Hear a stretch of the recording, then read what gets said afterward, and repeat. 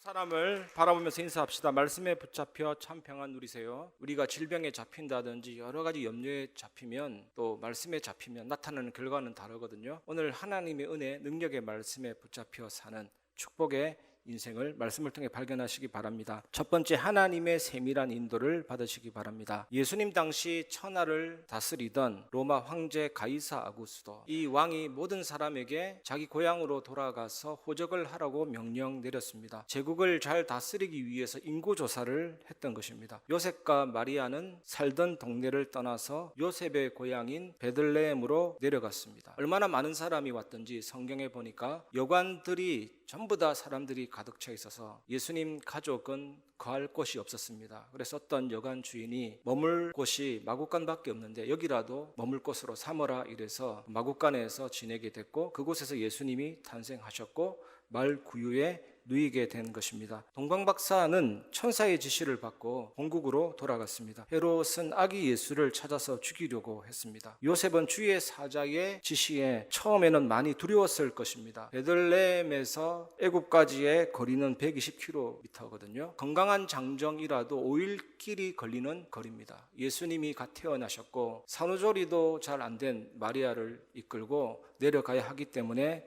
두려웠을 것입니다. 그러나 하나님은 그 가족, 특히 아기 예수, 하나님이 보존하기로 이미 결정해 놓으셨습니다. 예수님은 만민의 구세주가 되시기 때문입니다. 하나님은 요셉과 마리아가 여행을 잘 수행할 수 있도록 힘과 은혜를 주셨습니다. 하나님은 주의 사자를 통해서 애굽으로 도망하여 아이의 생명을 지키라고 말씀하셨습니다. 하나님은 아기 예수를 지킴에 있어서 하나님의 능력을 과시하지 않으셨습니다. 내가 내게 이르기까지 거기에 있으라. 이 말은 하나님은 요셉과 마리아와 아기 예수를 미래에도 계속 보호하실 거라는 말씀입니다. 당연한 말씀입니다. 예수님은 하나님이시기 때문이거든요. 여러분도 마찬가지입니다. 어떤 상황 가운데서도 흔들리지 않는 마음의 평안함을 누리려면 반드시 하나님의 기쁘신 뜻과 정확한 언약을 붙잡기를 주님의 이름으로 축원합니다. 하나님이 그것을 알려주십니다. 예배를 통해서, 말씀을 통해서. 하나님은 기쁘신 뜻대로 창세전에 영세전에 결정해 놓으셨고, 에베소서 1장 5절에 보면 그 기쁘신 뜻대로 우리를 예정하사 예수 그리스도로 말미암아 자기의 아들들이 되게 하셨으니, 기쁘신 뜻대로 예정하시고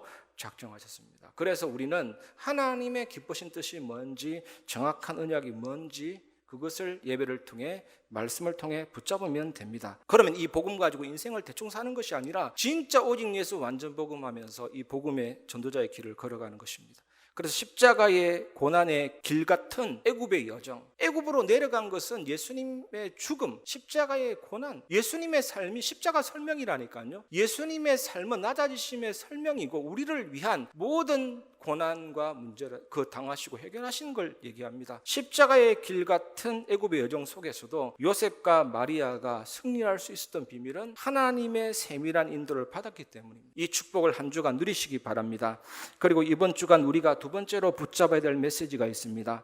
위기를 두려워하지 마시기 바랍니다. 베들레헴은 예루살렘에서 약 9km밖에 떨어져 있지 않았습니다. 그래서 헤롯이 동방박사에게 부탁했잖아요. 알아보고 내게 전해달라. 그래서 하루나 이틀 사이에 소식을 전해줄 줄로 착각했죠. 헤롯이 기다렸는데 그들이 오지 않았습니다. 그래서 속은 줄 알고 심히 노해서 군인들을 보내서 2살 이하의 아이를 다 죽이라고 명령 내렸죠. 여기에 속은 줄 알고라는 이 단어는 조롱을 당한 줄 알고의 뜻입니다. 헤롯은 조롱을 당해서 이 아이들 말처럼 심히 빡쳐가지고 막 유아 살해를 명령한 겁니다. 그리고 한편으로는 왕의 자리를 빼앗길 것 같아서 두려워서 아이들을 죽이려고 했습니다. 여기에서 헤롯의 잔인함을 알 수 있죠. 원래 헤롯은 잔인한 사람입니다. 수천 명을 죽이기도 하고 자기 아들 3명을 죽였고 임종 전까지 가족 중에 1명을 또 죽였거든요. 이것이 원죄를 가진 인간의 모습이죠. 죄를 짓고 싶어하는 습성이 다 투입돼가지고 인간이 이렇게 되었거든요. 헤롯이 그 모습의 전형적인 사람인 것입니다.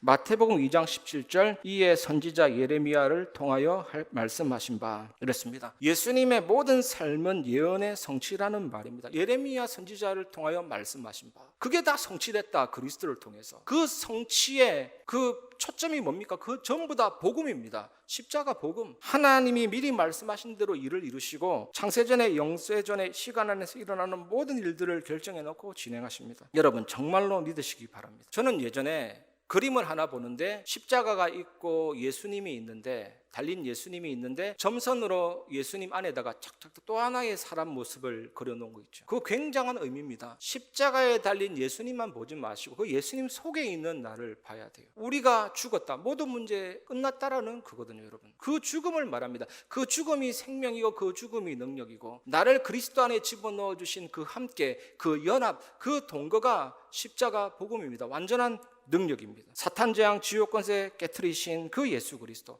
우리의 죄를 사하신 그 예수 그리스도, 그 십자가가 나의 십자가라니까요. 완전히 구원을 이루시고 완성하셨습니다. 그래서 우리는 위기를 두려워할 필요가 없습니다. 세 번째, 우리가 붙잡아야 될 것은 언약의 성취를 믿고 누리시기 바랍니다. 마태복음 2장 19절, 헤롯이 죽은 후에 주의 사자가 애굽에서 요셉에게 현몽하여 이르되. 하나님은 요셉과 마리아 아기 예수님을 지키셨습니다. 여러분, 예수님의 모든 삶은 십자가의 삶이다. 꼭 언약으로 딱 붙잡으세요. 십자가의 삶이다. 그래서 예수님은 우리의 연약함을 짊어지셨고 예수님이 위험과 두려움에 노출되셨지만, 여러분, 십자가가 이런 겁니다. 예수님이 위험과 두려움에 노출되었지만 예수님의 위험은 나의 안전이 되는 겁니다. 그게 십자가예요.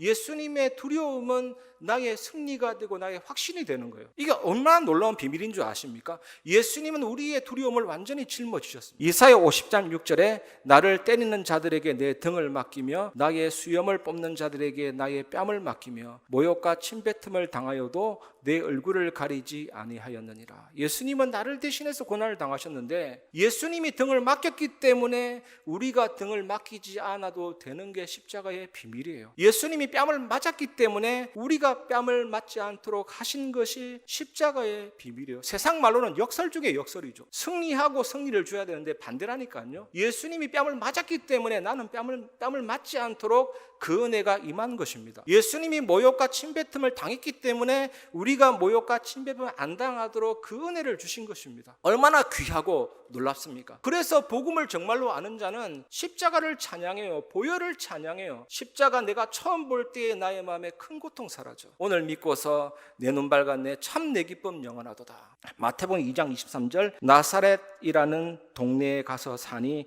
이는 선지자로 하신 말씀에 나사렛 사람이라 칭하리라 하심을 이루려 함이로라. 성경의 예언 성취죠. 여러분, 구약 성경에 보면 나시린이라는 단어가 나옵니다. 포도주와 독주를 멀리하고 삭도를 머리에 대지 않는다. 이 나시린이라는 뜻이 거룩하다, 구별되다, 받쳐지다. 그러니까 포도주와 독주도 멀리하고 삭도를 머리에 대지 않고, 그 뜻은 뭐냐면 내 머리 꼭대기에 나의 생명의 주관자가 있다. 하나님은 언제든지 나를 죽이기도 하시고 살리기도 하신다. 그게 나시린인데, 나사렛이라는 단어 뜻도 똑같습니다. 나사렛이라는 단어가 거룩하다, 구별되다, 하나님께 받쳐지다. 그래서 나사렛 사람은 나시린이라는 뜻입니다. 예수님은 나사렛 사람, 나시린입니다. 완전한 나시린입니다. 그래서 나사렛 예수라는 뜻이 뭡니까? 거룩하신 예수, 구별되신 예수, 하나님께 바쳐진 하나님이신 예수라는 뜻이거든요. 예수님이 모든 삶을 통해서 하나님 말씀을 다 이루었다니까요. 십자가에서 죽으시고 부활하사 사단 재앙 지옥까지 다 깨뜨려졌다니까요. 우리가 할 일은 딱 한 개밖에 없습니다. 그 예수님을 믿는 겁니다. 그 예수가 그리스도라는 사실을 믿는 겁니다. 그때 하나님이, 예수님이 말씀 다 이루신, 우리의 모든 문제를 다 해결하신 그 의를 내게 주심으로 너는 의롭다, 너는 하나님의 자녀다, 너는 친자녀다. 그래서 우리 모두가 한 민족이 되고 한 혈통이 되고 새로운 민족이 탄생될 만큼 그 은혜가 임했다니까요. 그걸 정말로 알아야 돼요. 그래야 우리가 무엇을 누릴 수가 있냐? 거룩하고 구별되고 하나님께 바쳐진 그런 하나님의 자녀로 빛과 소금으로 세상을 살릴 수가 있는 것입니다. 이 언약을 굳게 붙잡고 언약 성취의 축복 누리는 증인 되시기 바랍니다. 말씀을 마무리하겠습니다. 첫 번째 결론, 말씀에 붙잡히시기를 바랍니다. 오늘 본문에 보면 요셉이 주의 사자의 지시대로 움직이는 것을 확인했습니다. 하나님 말씀하신 대로 움직인 것을 우리 모두가 확인했습니다. 여러분, 폐 4분의 1 가지고 75년 인생 사신 목사님 간증 보면 이분은 완전 말씀이구나. 그래서 이분이 구약과 신약을 다 먹었는데 이 병이 안 낫고 백이겠냐. 자칭 관에서 나온 사나이라는 별명을 가진 분이 엄청난 중요한 일을 많이 했죠. 어떤 선교사님이 선교하다가 죽을 병에 걸려가지고 좀 나약해졌을 때 이분의 신앙도 보통 신앙이 아니죠. 자기를 간호하는 간호사한테 주는 그리스도시요 살아계신 하나님의 아들이십니다. 만날 때마다 선포해달라. 그 선포를 계속 듣다가 어느 순간에 믿음이 확 온 거죠. 가지고 있었던 믿음인데 질병이 오면 영적으로 힘을 잃고 그럴 수도 있거든요. 그 순간에 하나님의 은혜가 임해서 20년을 더 선교 사역을 하고, 여러분 정말로 말씀에 붙잡히시길 바랍니다. 말씀에 붙잡히면 언약의 흐름이 보이고 현장의 흐름이 보이고 미래의 흐름이 보입니다. 우리가 한 단어를 외웠다 할 때 그 외운 것 중에 80%는 잊어버립니다. 여러 개를 외워도 잊어버려요. 그런데 반복을 하고 묵상을 하다 보면 이것이 평생 기억, 장기 기억 속으로 들어가고, 그렇게 되면요, 우리가 잠을 잘 때도 우리 뇌는 그 언약을 학습한다니까요. 복습하고. 그게 묵상의 비밀이에요. 계속 묵상하다 보면 말씀이 나를 완전히 사로잡게 되는 거죠. 그러면 언약의 흐름이 보이고 현장의 흐름이 보이고 미래의 흐름이 보이고 삶이 달라지게 되는 거죠. 이 축복을 누리시기 바랍니다. 두 번째, 위기 속에서도 참 평안을 누리시기 바랍니다. 하나님의 작정, 하나님의 예정 속에서 기쁘신 뜻과 정확한 언약을 붙잡으면 됩니다. 우리가 위기를 만날 때, 사건을 만날 때 하나님이 원하시는 것이 무엇인지 고민하잖아요. 고민할 필요 없습니다. 사실은 하나님이 다 결정하고 다 준비해놨기 때문에 그 뜻대로, 그 선대로, 하나님이 예정하신 항로대로 모든 것이 다 움직여집니다. 일은 하나님의 뜻대로 되게 되어 있어요. 진짜 중요한 게 뭡니까? 하나님은 자기를 찾는 자들에게 상 주시는 이심을 믿어야 할지, 하나님께 나아가는 것이잖아요. 그래서 좁은 의미의 기도가 있습니다. 그게 뭐냐? 기도 제목 가지고 부르짖는 게 언약 기도. 그게 좁은 의미의 기도예요. 그 기도가 전부가 아니라니까요. 넓은 의미의 기도는 뭐냐? 내 영혼이 주님을 바라보는 겁니다. 하나님 자체가 너무 좋아서, 그리스도가 너무 좋아서, 그분이 나에게 모든 것이 되시기 때문에 나의 마음을 완전히 드리고 주님을 찾는 게 넓은 의미의 기도예요. 그 기도 속으로 진짜로 들어가 보시길 바랍니다. 그러면 반드시 성삼위 하나님의 비밀과 보좌의 축복이 나타나게 됩니다. 하나님은 완전하시면서 완전하게 말씀을 이루시고, 예수 그리스도께서 완전하게 구원을 이루시고, 그 성령께서 내 안에 오사 완전하게 나의 삶 속에 그리스도의 능력을 누리게 하시고 증거하게 하시잖아요. 이 성령께서 하시는 제일 첫 번째 사역이 뭐냐? 말씀을 깨닫게 하시는 사역입니다. 진리로 거룩하여지니라. 기도와 말씀으로 거룩하여지니라. 만물이 말씀과 기도로 거룩하여지니라 그랬잖아요. 내 안에 계신 성령께서 말씀 깨닫게 하사 충만하게 하신다니까. 그리고 이 하나님이 내 안에 계시기 때문에 영력, 지력, 체력, 경제력, 인력을 주실 뿐만 아니라 하나님의 보좌가 내 안에, 시간, 공간 초월의 역사가 내 안에, 세상 살릴 빛의 역사가 내 안에, 여러분 정말 이 하나님이 내 안에 그 은혜의 지극히 풍성함을 오는 여러 세대에 나타내려 하십니다. 창조주께서 내 안에 계시다. 그게 그 은혜의 지극히 풍성함이에요. 그 은혜의 지극히 풍성함을 날마다 누리고 감사하고 회복하면요, 내 안에 무한한 생명력이 살아 움직입니다. 영적인 대지진이 내 안에서부터 일어나요. 아니, 우리의 형상과 영혼과 삶이 안 살아날 수가 없다니까요. 나의 삶이 과거, 현재, 미래가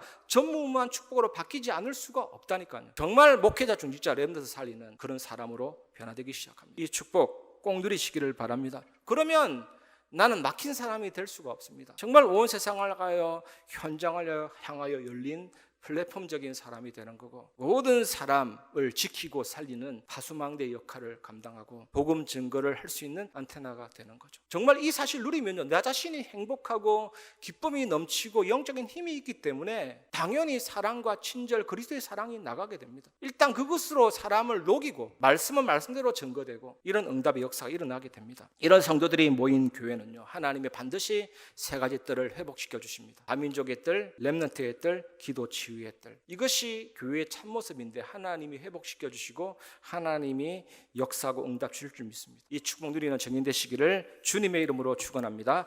이 비밀을 가지고 항상 기도하시는 증인 되시기를 주님의 이름으로 축원합니다.